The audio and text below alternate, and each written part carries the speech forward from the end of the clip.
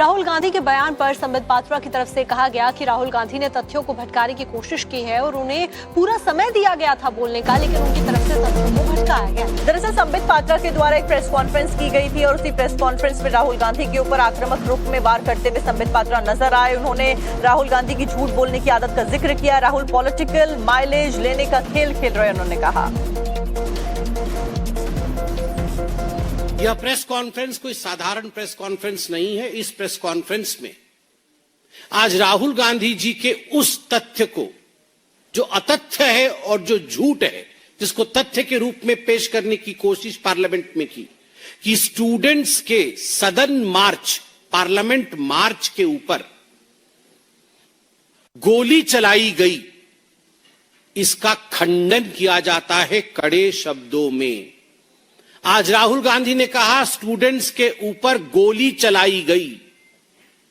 Bharatiya Janata party स्पष्ट शब्दों में कहती है, आधिकारिक रूप से कहती है, सारे बातचीत के बाद कहती है कि गोली नहीं चलाई गई।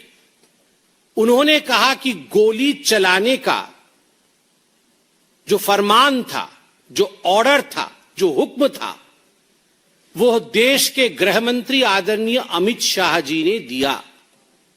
झूठ, क्योंकि गोली चली नहीं तो ऑर्डर कहां से आएगा। जहां भी कहीं मार्च या प्रोटेस्ट होता है, वहां अगर आर्म्ड फोर्सेस या पुलिस होती है, वहां एक मजिस्ट्रेट होता है जो वहां तत्कालीन, उस समय तत्क्षणात निर्णय लेता है, ऑन द स्पॉट निर्णय लेता है कि उस मौके पर लाठीचार्ज होना चाहिए या नहीं, कैसी परिस्थिति है, उस समय पर बल का प्रयोग होना चाहिए या नहीं।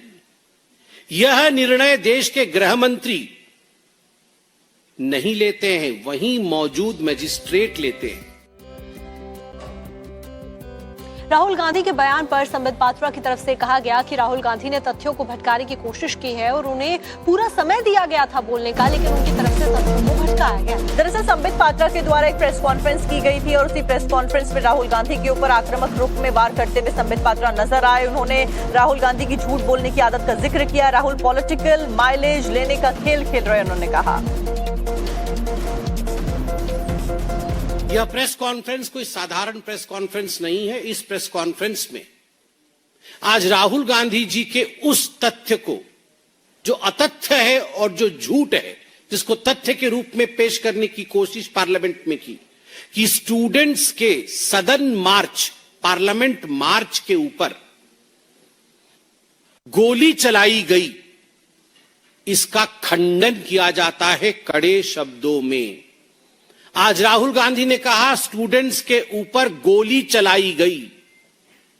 भारतीय जनता पार्टी स्पष्ट शब्दों में कहती है, आधिकारिक रूप से कहती है, सारे बातचीत के बाद कहती है कि गोली नहीं चलाई गई।